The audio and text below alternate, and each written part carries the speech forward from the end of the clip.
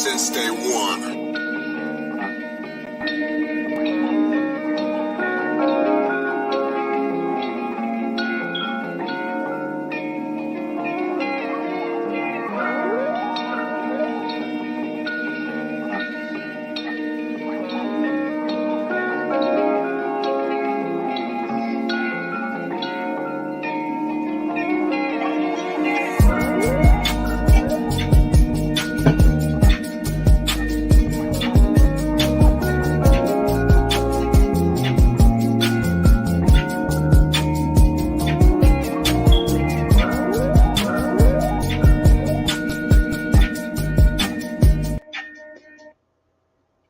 Hi, I'm Coach Mea, your moderator for this special three-part series entitled The Choice to Live. This is a very emotional show this evening. It's about warriors and hope of wellness on mental illness. Brought to you by KU Magazine, Ribbons of Survivors 365. The choice to live is a very special to me, not just because it's May and it's Mental Health Awareness Month, or to raise awareness about the silent killer called mental illness. Not only have mental challenges affected some of my close friends, associates, and even family members, I too face mental challenges, so that I considered suicide. Why? Because of depression and anxiety, which has pushed me to the very edge of abyss. However, after experiencing my moment of truth, I choose to live. It's our hope that through sharing these testimonies of 4 amazing women, as well as my own story, we can be an assistance to others confronting the silent killer of mental illness. We hope to provide a voice for the voiceless, to help troubled individuals and their families intervene before the point of no return, and offer a reason to choose life. Today's first episode is titled Suicide, The Road Not Taken. It tells a story of 2 extraordinary women who have faced the challenge of suicide but choose to live. Why and what message they have for all of us? I would like to also mention that May is also Lupus Awareness Month. And I would like to recognize our 2019 Ribbons of Survivors 365 Lupus Ambassador, Josan Battle. And also our 2021 Ribbon of Survivors 365 Lupus Ambassador, Esther Charleston, who continues to raise awareness about lupus in their community. Please remember to like and subscribe on YouTube at Official KUO Magazine. There you can watch all our current and previous shows. Let's take a quick break, and when we return, I will introduce you to our host for this evening. We'll be back in 60 seconds. Hello and welcome. My name is Ronnie Walker. Allow me to introduce you to the MrRelationshipManCave.com website. Listen, gentlemen, today is not the day to show up halfway for yourself and for the woman you aim to please. Nutrition and mental health are important to fully experience a healthy and exceptional relationship. As a man, we want to make sure we have what is needed to start and finish strong. So go to www.MrRelationshipManCave.com and explore the possibilities.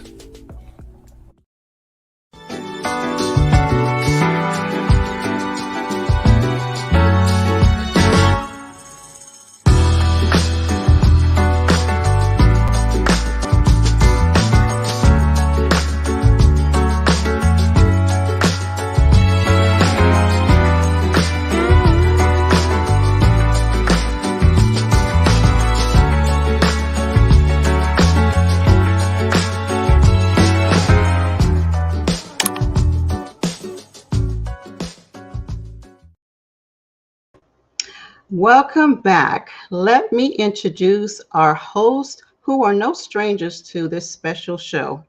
Two are esteemed, straight talking, and self empowerment educators.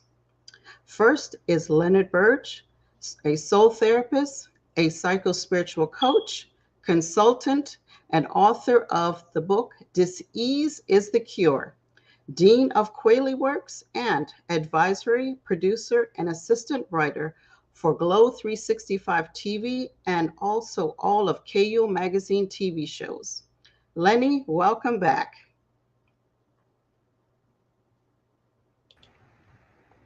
Sorry, you're on Thank mute you. for a moment.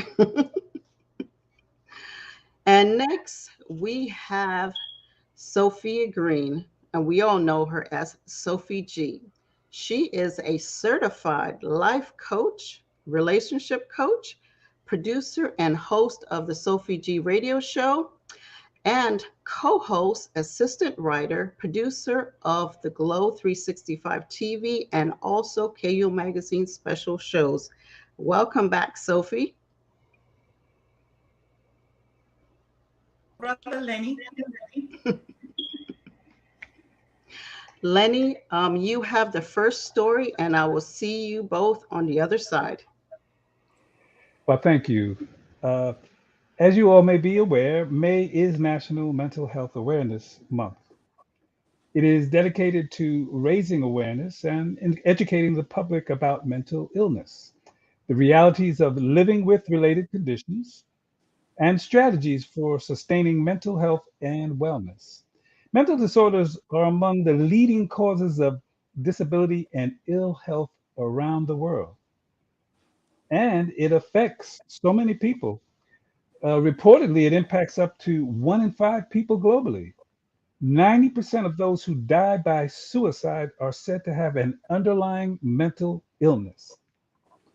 Depression is twice as likely to occur in people with heart disease compared with the general population. Women are more likely to seek help than men. And although there are various mental health treatments available, sadly, almost 2/3 never seek help. And that's not all. Sophie, what else do we know about this? Yes, Lenny, we know that 1 in 5 in the United States alone suffers from mental illness. Anxiety disorder is also the highest reported mental health issue in the country, with 42.5 million Americans claiming to suffer from mental illness. Such illnesses start showing symptoms by age 14. That's reported. And in just this year alone, 2022, there's been several celebrities who've had committed suicide, and celebrities like Naomi Judd, rapper Ricky Lick, and also Miss USA, Chelsea. So just to name a few, All right. Lenny. Well, statistics are one thing and the real stories are another. Yeah. Let's take a quick break. And when we return, Sophie, we want you to introduce our special guest, who is one who has attempted suicide. Back in 60 seconds. The Jamaican American Association of Central Florida proudly presents The Jamaican American Association of Central Florida proudly presents Jamaica's 60th Independent Scholarship and Debutantes Award.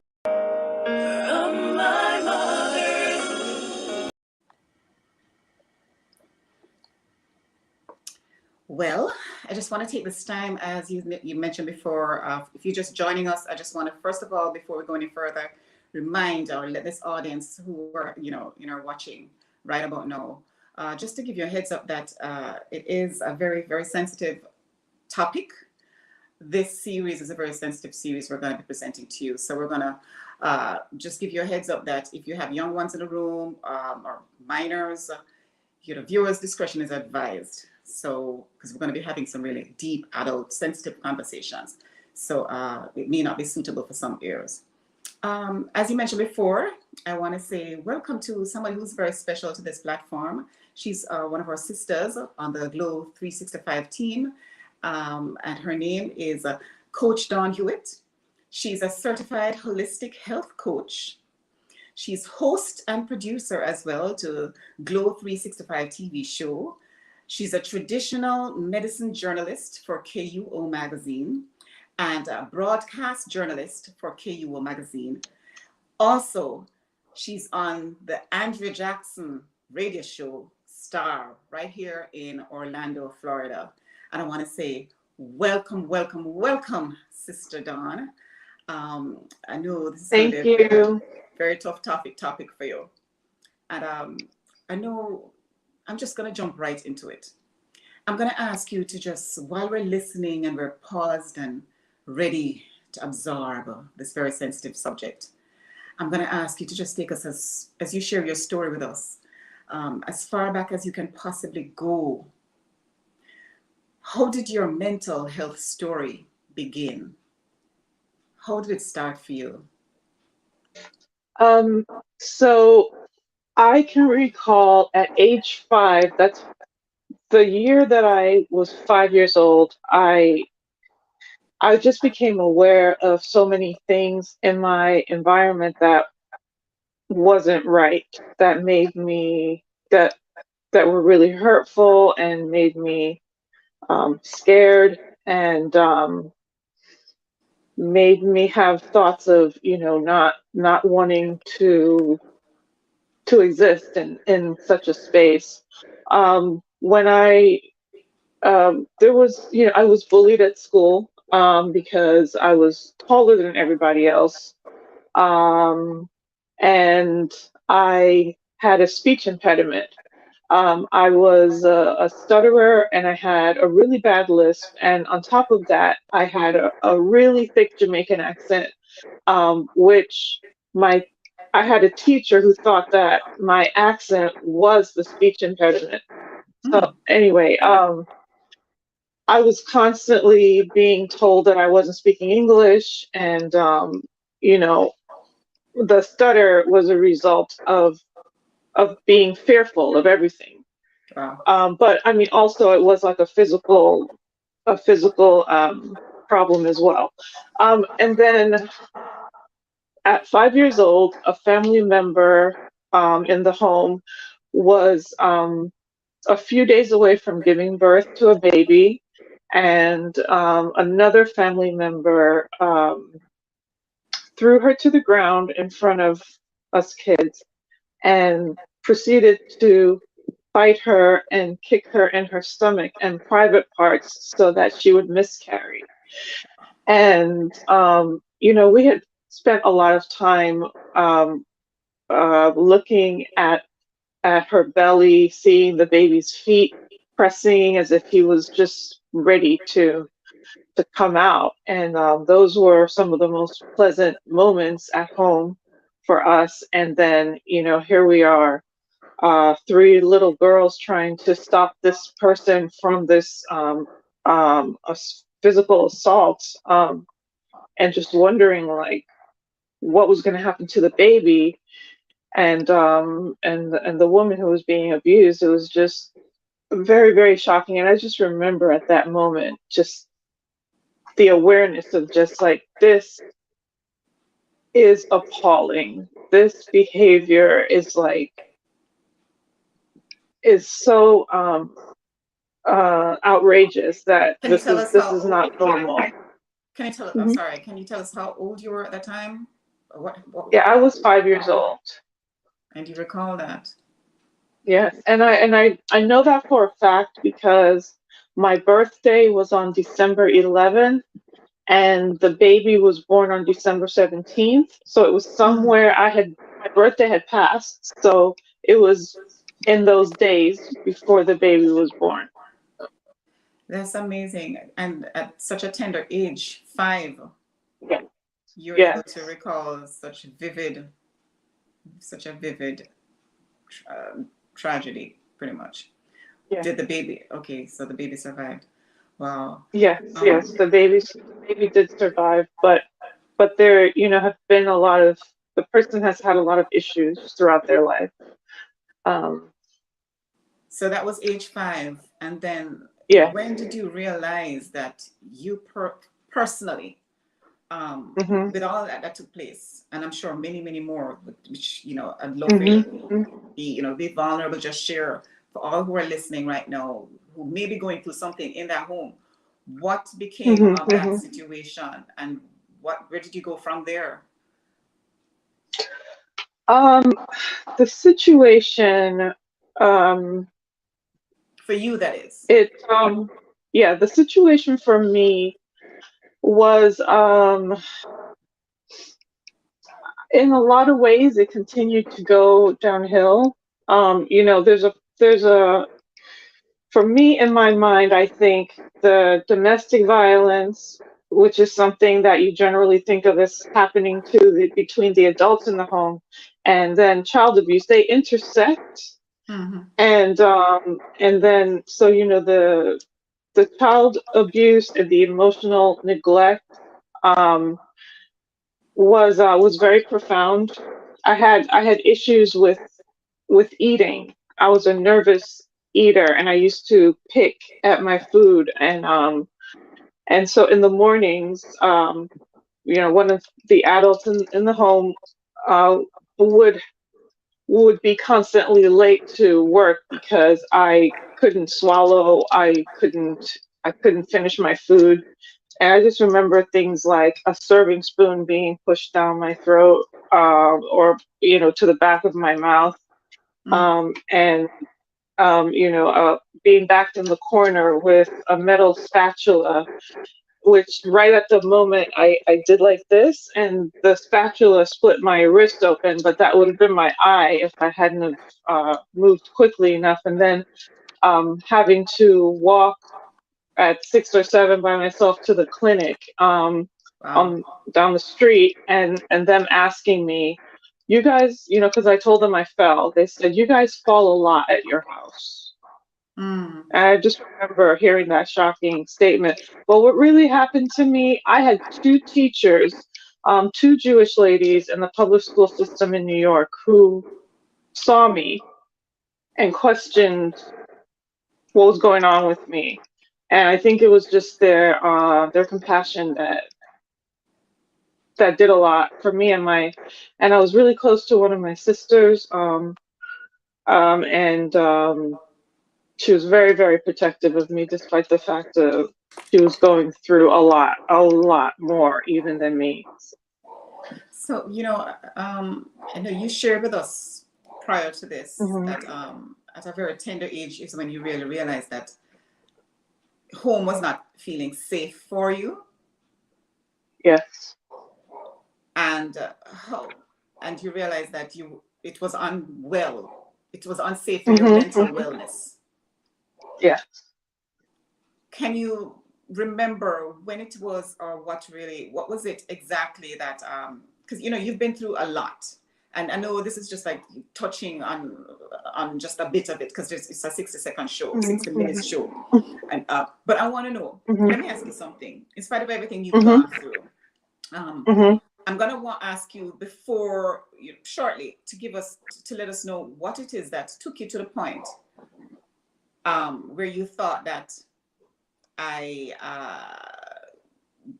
you were contemplating walking down the road, Mhm. journeying Mhm. down the road not taken. Mhm. Mhm. All right. Well, yes. Thank you for that question. Uh-huh. Before you answer that, So yeah, just take a real quick break, sure. and then we come back and you give us that. Okay. We're back in 60. The Jamaican American Association of Central Florida proudly presents Jamaica's 60th Independent Scholarship and Debutantes Award Gala on August 6, 2022 at the Rosen Plaza Hotel from 7 p.m. to 1 a.m. Guest speaker will be Dr. Dwayne Dice, CEO of Education Solution International. Co-MCs are Mr. Lewis Witter and Miss Adriana Clark of Caribbean Rhythms Radio.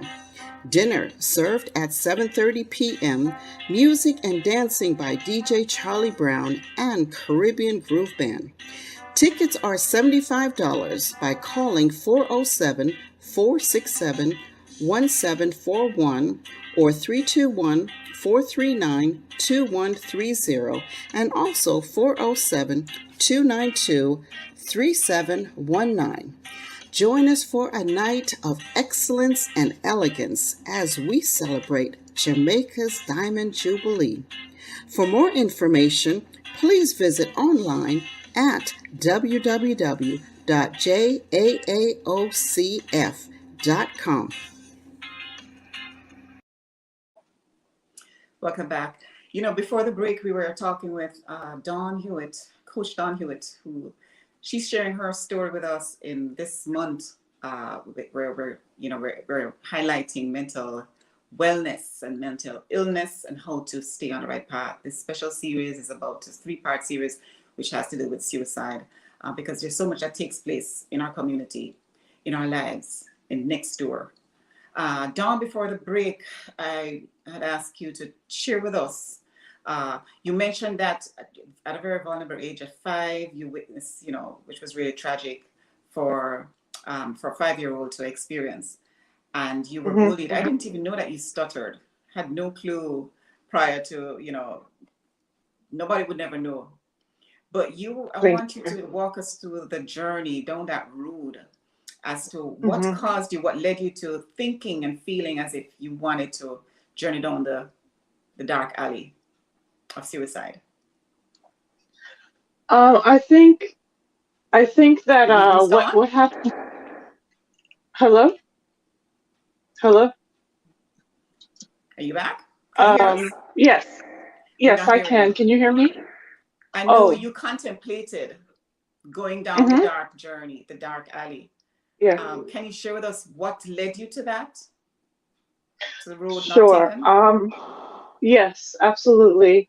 I think that it goes back to those tender years, where I just would question what good was living, in this environment,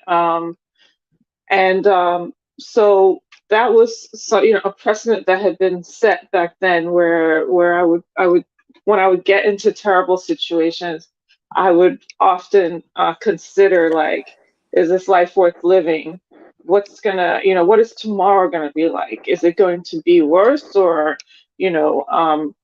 and so in the about a year and a half ago, my cousin, my lovely cousin Andrew, passed away, and that was extremely devastating. It was on Christmas Day, and when we got the news, when we were putting the dinner on the table, or when we were cooking or something, and it shook me to the core.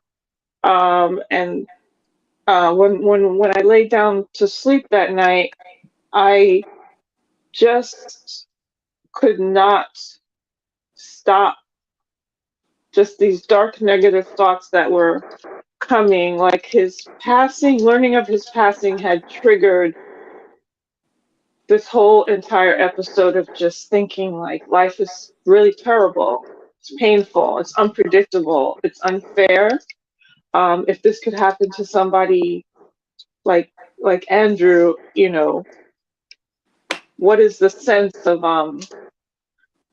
just suffering through this, and just having flashbacks of all of the terrible things from childhood, being sexually assaulted, being molested, being bullied, all that stuff. Just the disappointments of having people in your life who have tried to sabotage you, and all those types of things. And so I started to have those thoughts really, really, from the back of my mind, they came to the front of my mind. Like, I don't want to live, but I did want to live. But it was just like a sneaky thought that was like, it almost came out of nowhere. I mean, you could understand that the circumstances were very difficult, but I would feel like the thought was just kind of hitting me from left field, because I knew that I did have a lot to live for. And so one night I reached out to a friend of mine, but it was 1 a.m. So the phone rang a few times and I hung up before she picked up because I remembered she had to go to work in the morning. So I ended up calling the suicide prevention hotline. Well, while I was on hold with them, my friend Rebecca did call me back and we talked for hours, and she let me vent and just cry all over her, and gave me a lot of hope, and that was a very important moment for me. Did you ever share with her or anyone that you thought you had these thoughts before, or did you ever seek professional counseling or assistance? Oh yeah, yes, I have. I've actually had counseling many times. In my 20s, I left, and then there was a long time that I didn't, and then I started back again in my 40s, and then this most recent time has been since 2019 up till now. I'm getting therapy, and yes, so thank God for the people at the company's called Brave Health, the providers, and my therapist and my psychiatrist have been pivotal. They've been wonderful. So yes, I highly recommend counseling. Awesome. Let me ask you a quick question.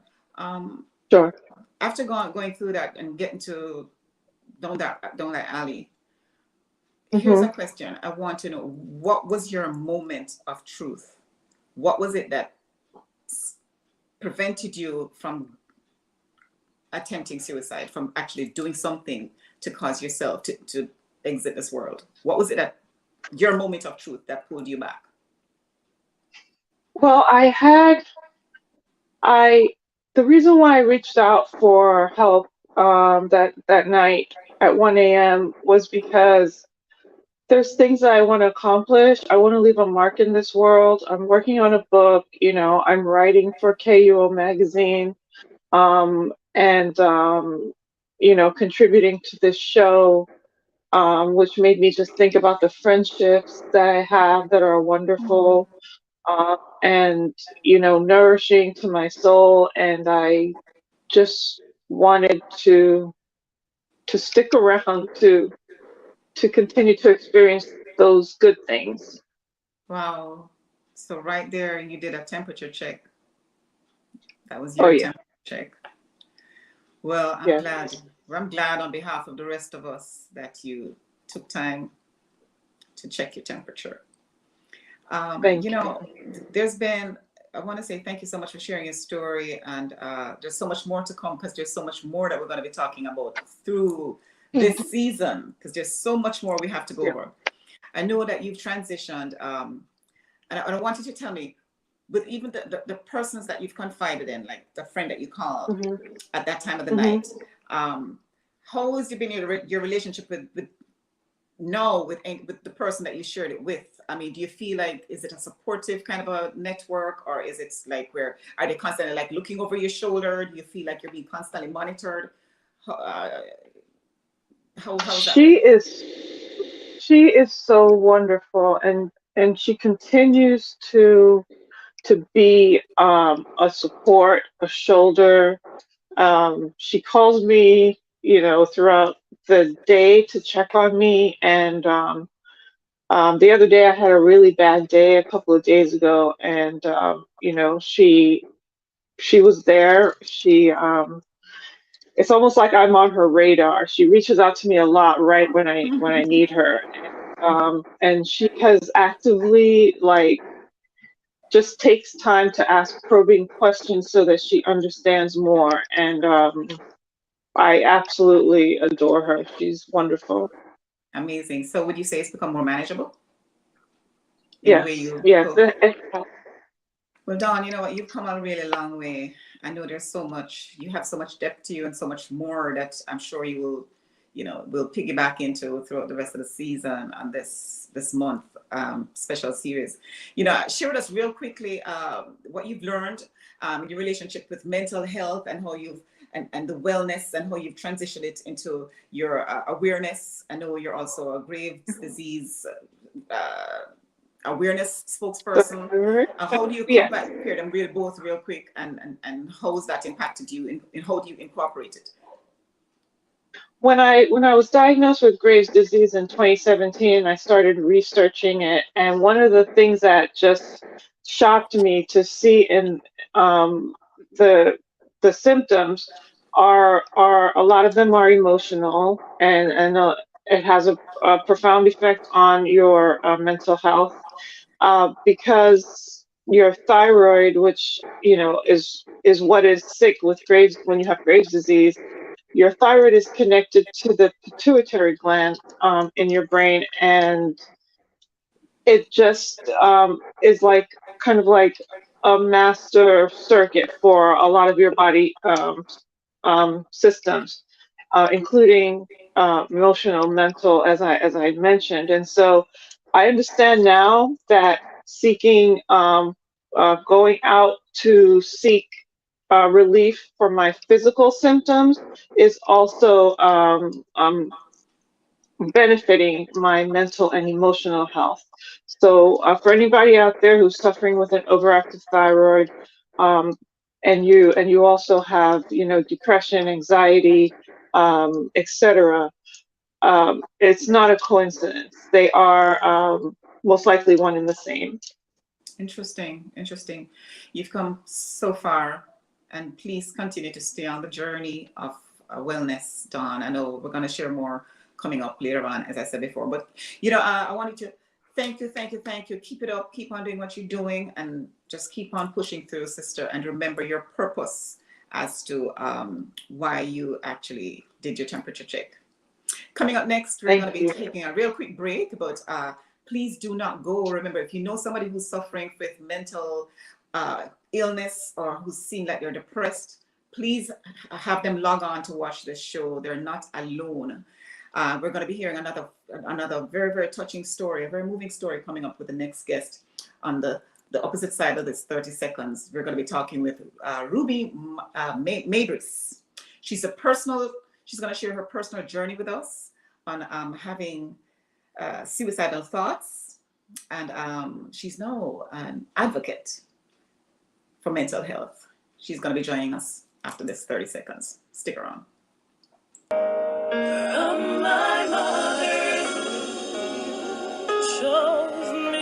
This is Stacey Elevated Wilson, and you're listening to Star, Straight Talk with Amazing Reality. Join in every Thursday at 8 p.m. on WOKB 1680 AM and 100.7 FM in Kissimmee, and listen to Miss Jackson. She is for real with Michaela and Julian.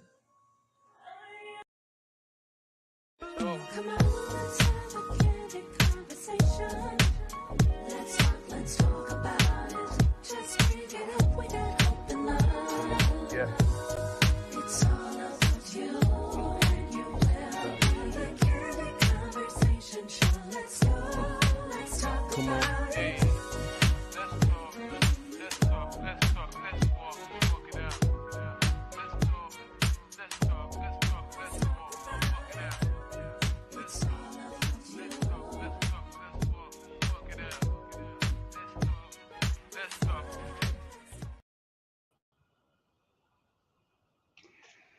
Hello, my name is Len, and our very special guest coming up now is Ruby Mabry.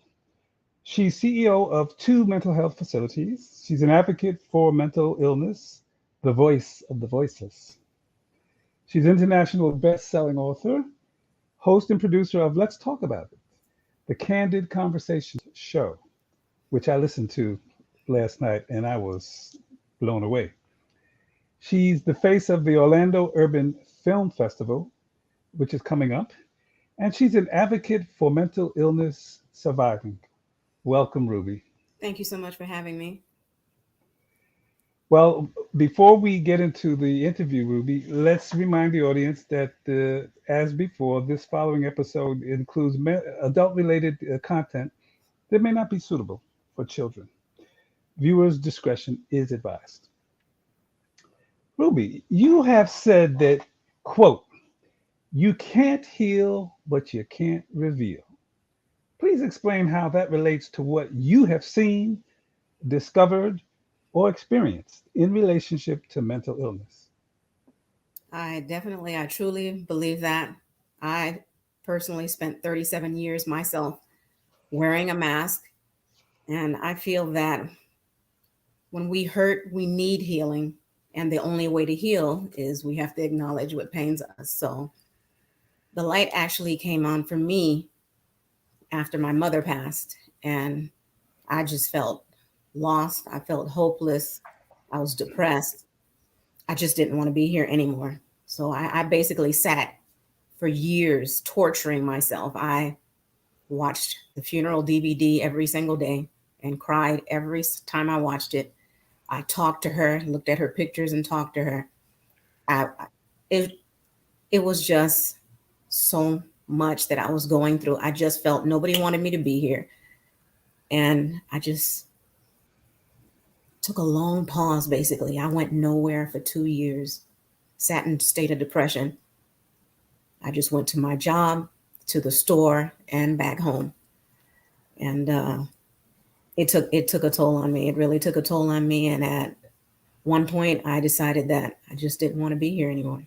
And you hear this a lot. It's not that you really don't want to be here. It's just that the pain is so intense. It's so intense that you just don't want to be here. And that's exactly how. So, Ruby, many people are very close to their parents, especially to the mother. Mhm. What was it about your relationship with your mother that was so deep and so close that uh, the after effects of her death have haunted you?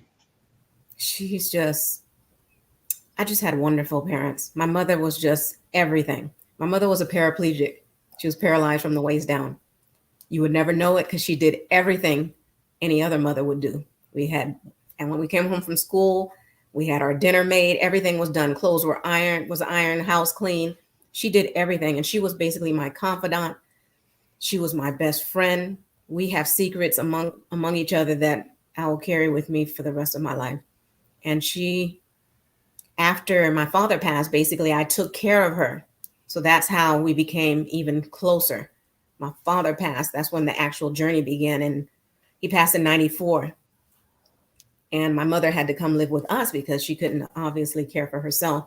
So she moved in with me and my family and traveled with the military. And she's lived with me for 17 years until, unfortunately, 1 month the doctor stated that she has leukemia. And then the following month, she passed away. And that totally crushed me.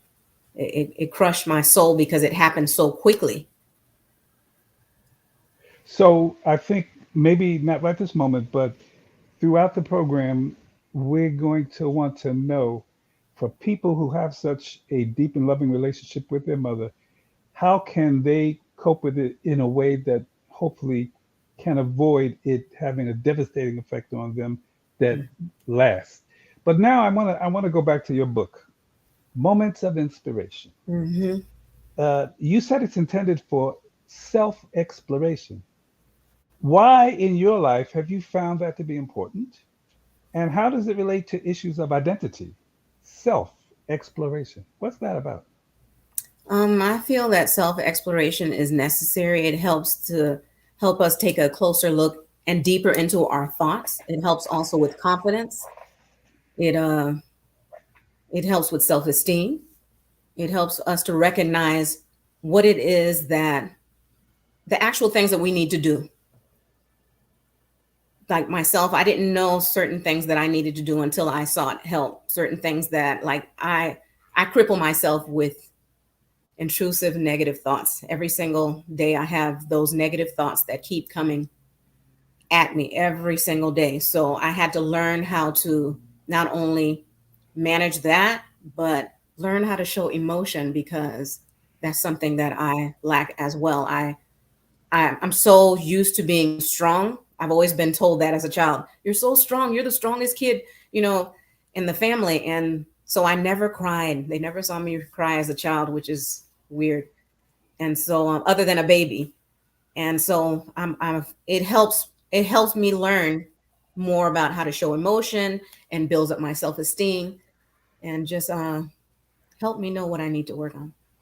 Well, I hear you, because as a therapist, I find when I ask a person a lot of times, how do you feel? They tell me what they think. They're totally out of touch with the emotions. Going back to the self, on the walls of the great monuments in ancient Kemet, Egypt, it says, "Man, know thyself." Mm-hmm. I wonder if you found in your practice what I know I've found, and that is people are sometimes confused about the ego mind person self and their essence, their soul, their spirit. Have you run into anything like that? I'm not sure if I understand the question. I'm sorry. I process things different. Yeah, well, in other words, we're not our bodies. I mean, we are use the bodies. We Right. have a spiritual dimension. Does that play a role at all in self-exploration? I feel that it does. I have a strong faith base. And even though I hate to say it, during the time that my mom passed, I just completely stopped praying, because I just didn't understand why God took her away so soon without notice, giving us heads up, which who gets heads up when somebody's passing away? I was so frustrated, but that praying, listening to music, going to church, that helped me. My faith, I had to go back to my faith in order to get my bearings. All right. So people to live on purpose. How has living a purpose-driven life contributed to your success in healing and helping you to, not really go deeply into the quagmire of what we call suicide? Mm. Well, I think everyone should live on purpose. I think everyone should be intentional about living on purpose. I hate that my parents left without living on purpose themselves. Their whole focus was just taking care of family. And so after their passing, I realized that I had to step out of my comfort zone and, share my gifts with the world, because you never know whose life that I'm impacting, basically. And the transformation that has taken place within me within the last few years, I have to admit, has just been amazing. I'm not saying that all days are good days. There's some days that are very dark for me, because as I stated, I do have negative thoughts that come in and out, but my grief, my pain, my hopelessness, it actually led to a newfound passion with my show, and opening up, different hearts and minds to talk about it. And that's what we love to say. Let's talk about it, because the more you talk about it, the more healing that can occur. Well, you just segued right into my next question, which is the fact that you've advocated, let's talk about it. Interestingly, neuron scientists have related talk therapy, which is not just psychologists and psychotherapists talking. They relate that to healing and growing new neuron paths in the brain. So even scientifically, talk therapy seems to be effective. How much has talk therapy or talking played a Mhm. role in your moment of truth or Just your mindset transformation about suicide? absolutely played a huge role, because this right here is, I'm having a panic attack now. This right here is a lot for me, because I'm not a talker. I internalize everything and I just stay quiet. And that's due to the different mental health disorders that I currently have. But a lot of people think that just because you have a mental health issue, you're crazy, you're selfish, you're defective. But that's the mentality that keeps people like me not not speaking up. It's that type of mentality that keeps us quiet, because of the stigma that's associated with it. So when I started talking, that's when I literally started getting better. And everyone says they see a difference, and I'm so proud of myself. I have to give myself a pat on the back, because just doing this is healing for me. Doing the show every week is healing for me, because I'm not a talker. So So it did help. Well, thank you so much. What I really do get from listening to you, one of the deepest things I get is that as important as family is, um, your faith and your purpose Hmm. uh, is so very important that actually you can be even a better service to your family and to your friends and to your community. And maybe you can avoid people in the future who you deal with can avoid the pitfall of going down that road. So Yeah, thank you so very much for sharing. you're We welcome. appreciate it. And right now, let me go back to my host. We'll I am excited to officially announce that as we speak, KweliWorks is setting up the KweliWorks Empowerment Broadcasting Network. This institution will assist development groups in the US and around the world to set up their own empowerment television channels. Our licenses and software enable these channels to be accessed through Roku, Amazon Fire, Chromecast, or Apple TV, thus ultimately giving us access to potentially 250 million subscribers. As part of that effort, we are launching our own KweliWorks Self-Empowerment channel in the first quarter of 2022. I hope you are as excited as we are. So stay tuned as the game has indeed changed.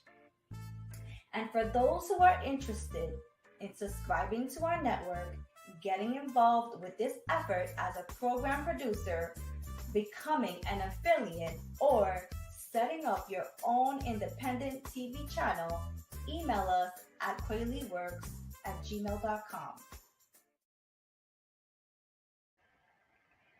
Okay, in our next section, we're going to highlight uh, a Dr. Maxine Ruddock. She'll be with us physically on the show in our third in this series, but we will have a couple of video clips of her responses to some questions, which will help us to think more clinically about this problem of suicide. Dr. Maxine Ruddock, we call her Dr. Max. She's a clinical psychologist, a life coach, founder of Comprehensive Psychological and Assessment Services, CPAS. She's a self empowerment speaker and lecturer. She's founder of Sisters of the Spirit, and she's the host of her podcast, Her Story. So, like I said, she'll be live with us in the third segment of the series on mental health and suicide.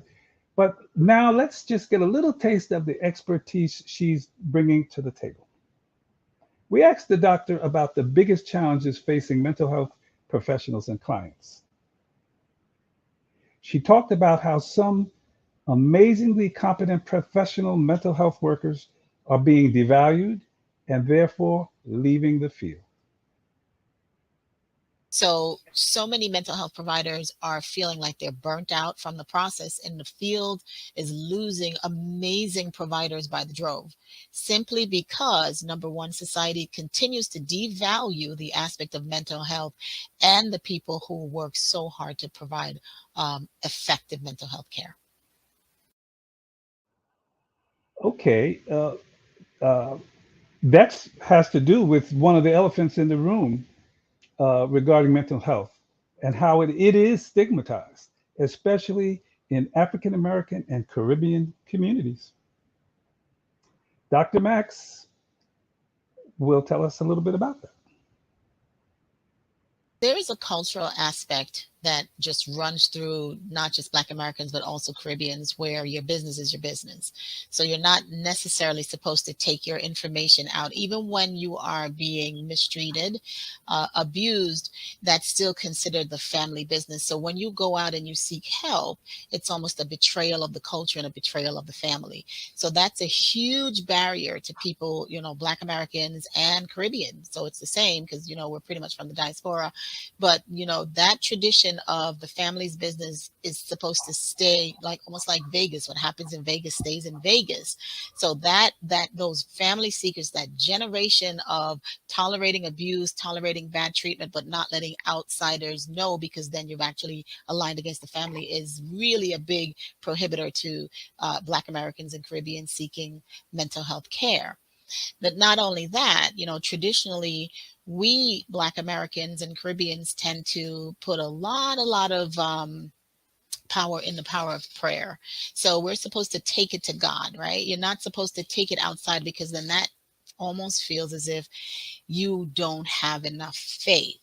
So, you'll go to the pastors, you'll go to the churches. They sometimes stand in the way of mental health care, because it's almost as if they're saying the two cannot live in harmony. You cannot be a person of faith and then also go and talk to the counselor. You'll hear at times, even in the church setting, someone going and being ridiculed, and you're paying your money and you really should be going to Jesus. This is who it is.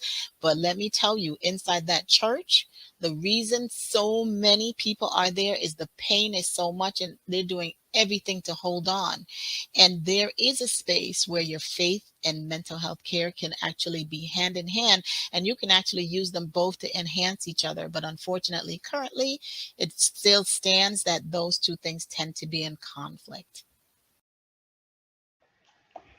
We also asked Dr. Max about the telltale signs to look out for regarding mental health issues, especially regarding suicide.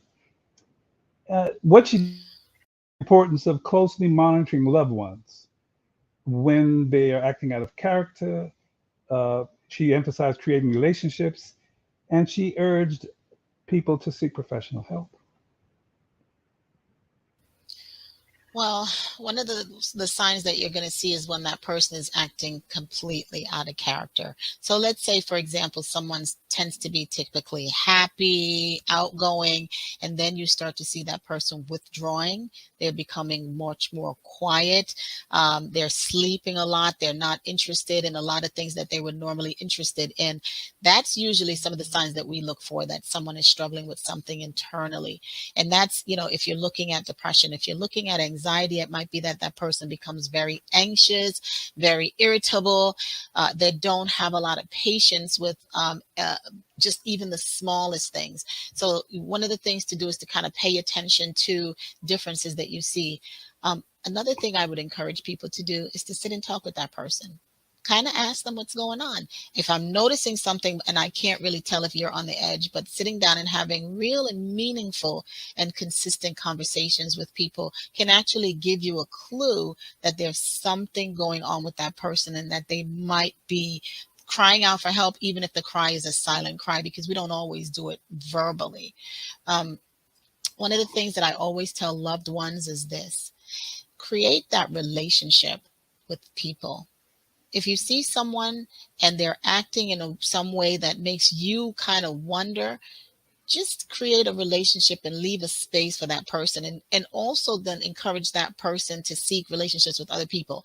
If they don't have the energy to do that, then find some supports for them and have those people connect to them. But the more varied supports that people have, the better protection it is, because people are then looking at that individual from varied perspectives, and they will be able to see much more readily if something is wrong, because it's not just one person that's missing something. Other people will also be seeing that. One of the other things I always encourage people to do, if you find that you have a loved one that's struggling, please encourage that person to seek professional help. Oftentimes we think that simply talking to someone is enough, but there are times when you're out of your depth, and a trained professional is going to listen in a much deeper manner than someone who's not trained. And they're also going to have a lot more techniques and a lot of more resources that they can readily connect that person to. Okay, so the final bit of information that we want to share with you from Dr. Max. You may have noticed on her video the words "be bold, be true, be kind, and be you." And it seems like I'm hearing that the "you" that I am, that people say I am, is part of the problem. So we want to find out what this means. Uh, Dr. Max talks about the fact that you can tell someone is not being themselves when they seem hopeless and dissatisfied with their lives. or depressed about not being perfect, and they tend to ignore their unique God given strengths. Well, that's hopelessness. And so someone who's experiencing a sense of hopelessness is not going to experience anything that's positively affirming about them. But in terms of the statement of be you, many times the root of some of the non-genetic chemical imbalances of mental illness begins with people being very dissatisfied with who they are.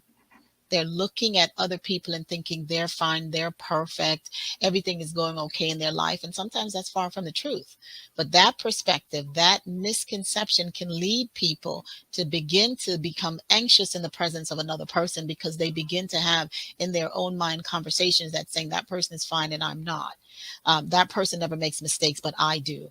That person's always succeeding, I'm always losing. That outlook can then lead to more anxiety, can lead to depression, and then that can morph into something much more serious. So one of the things I encourage people is this: be content with being perfectly imperfect.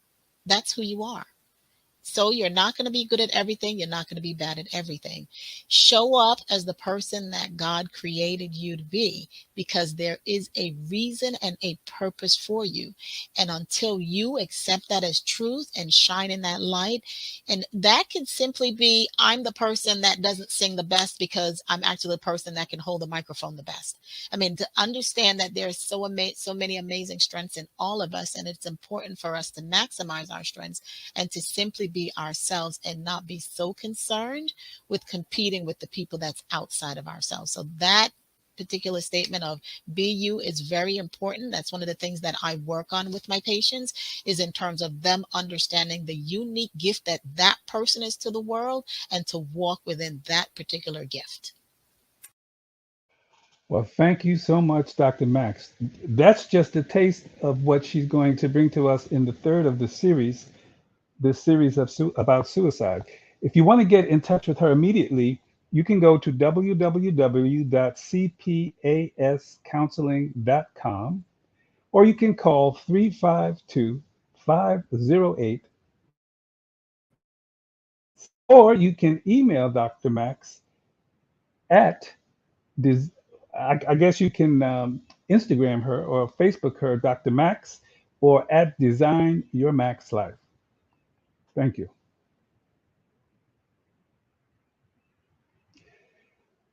So, we just heard two powerful stories from Dawn and Ruby about thoughts of suicide and mental health. We also got a better understanding of mental illness from Dr. Max. We want to remind our audience that if you or someone may be having thoughts or want to commit suicide, please share this show with them. You can rewatch it here and on YouTube at Official KUO Magazine. That's again at Official KUO Magazine, one word. Let's help them make the choice to live. Mia?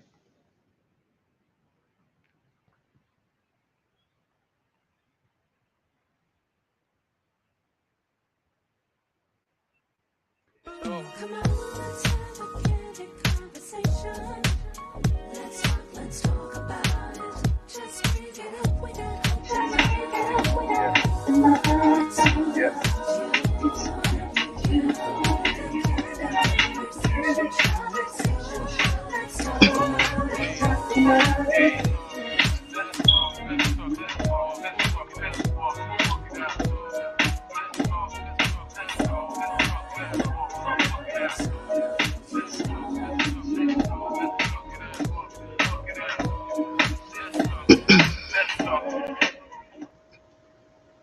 Yes, let's talk about it, coming up next Tuesday, May 17th, which is part 2 of Suicide to the Edge and Back, the choice to live. In this episode, we're going to hear stories of 2 individuals who actually attempted suicide, live, and change the course of their life and others. Also, don't forget to visit online and check out the current issue of KUO Magazine. That is the April, May, June 22 issue, featuring Felix Nathal Jr., a celebrity photographer known as the Beast of the East. I would like to thank our host, Leonard Burg, and Coach Sophie G, and our special guests, Dawn Hewitt, Ruby Mabry, and DrMax. Don't forget to like and subscribe on YouTube at KUO Magazine. Allow me to leave a quote with you. For darkness restores what the light cannot repair, which means that the light can repair things that in the material world, but that there are limitations of that kind of fixing. Medicine, for instance, can heal in the light, but if the spirit isn't well, there is no life. By Joseph Brodsky. Remember, there is hope. There is help to get to a place of mental wellness because you're not alone. I am Coach Mea coming to you. Until next time, stay safe and well and continue to find your glow within the mind, body, and soul.